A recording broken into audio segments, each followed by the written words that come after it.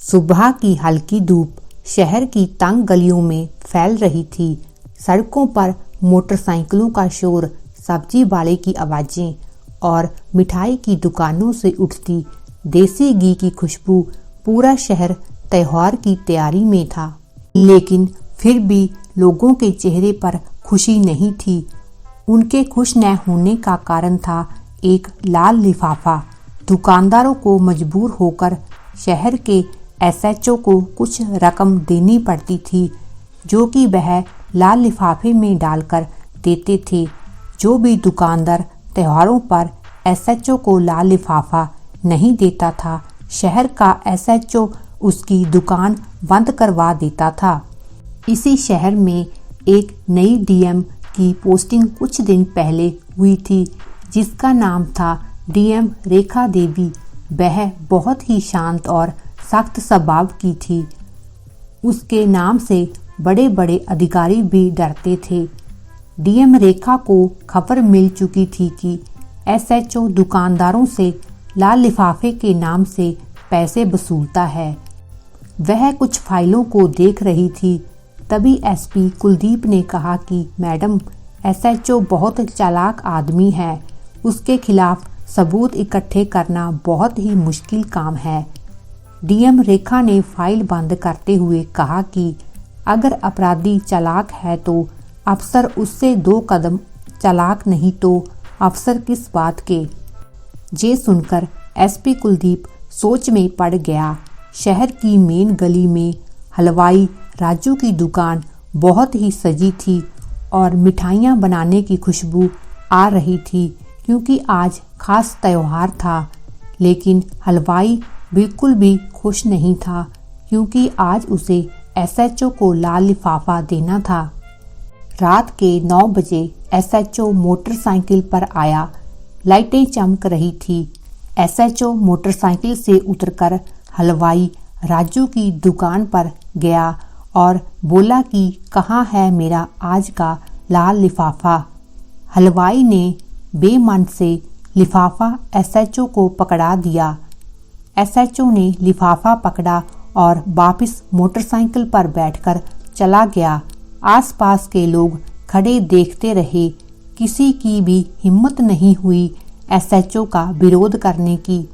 लेकिन कुछ दूर खड़ी शहर की डीएम रेखा भी ये सब देख रही थी। अगले दिन डीएम ने एसपी कुलदीप से कहा कि इस एसएचओ को सबक सिखाना पड़ेगा। वह लोगों की मेहनत की कमाई छीन रहा है।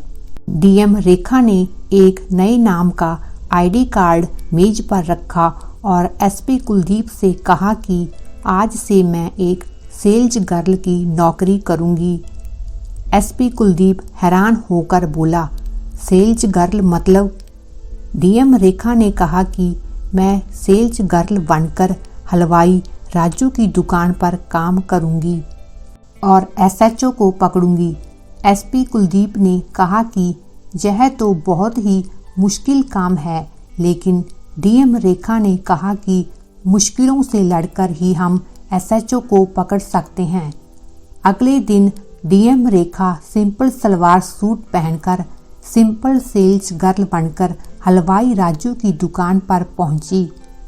उसने हलवाई राजू से कहा कि मुझे आगे काउंटर का काम दे दो, ताकि मैं एसएचओ पर नज़र रख सकूं। शाम का समय हो चुका था। बाजार में चहल पहल थी। डीएम भी मिठाई बेचने में व्यस्त थी और बाहर निगरानी भी रख रही थी। उसे दूर से मोटरसाइकिल आते दिखी, जिसे एसएचओ चला रहा था। उसने अपने फ़ोन का कैमरा व माइक फ़ोन ऑन करके काउंटर के बिल्कुल सामने रख दिया। एसएचओ दुकान के अंदर आया और काउंटर पर आकर बोला, कहाँ है लाला, उसको बुलाओ। हलवाई राजू आया और एक लाल लिफाफा एसएचओ के हाथ में पकड़ा दिया।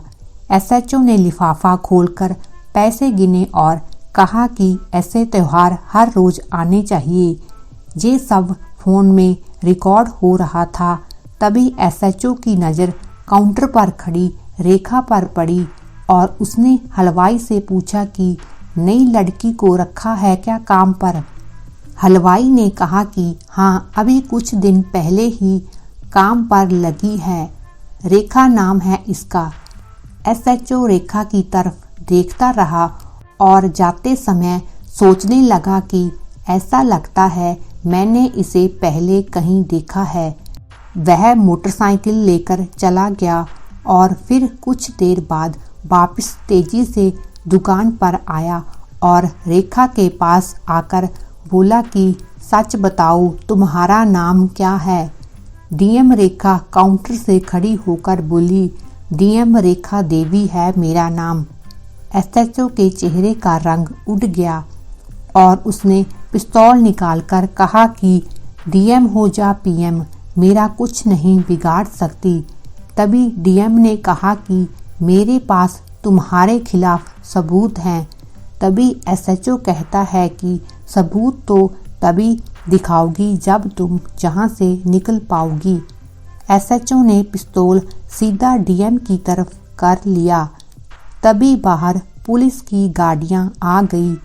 एसएचओ ने भागने की कोशिश करी, तभी पुलिस ने उसे पकड़ लिया। अगले दिन अखबारों में खबर छपी, डीएम रेखा ने एसएचओ को गिरफ्तार करवाया है और शहर के दुकानदारों को लाल लिफाफा से मुक्ति मिली।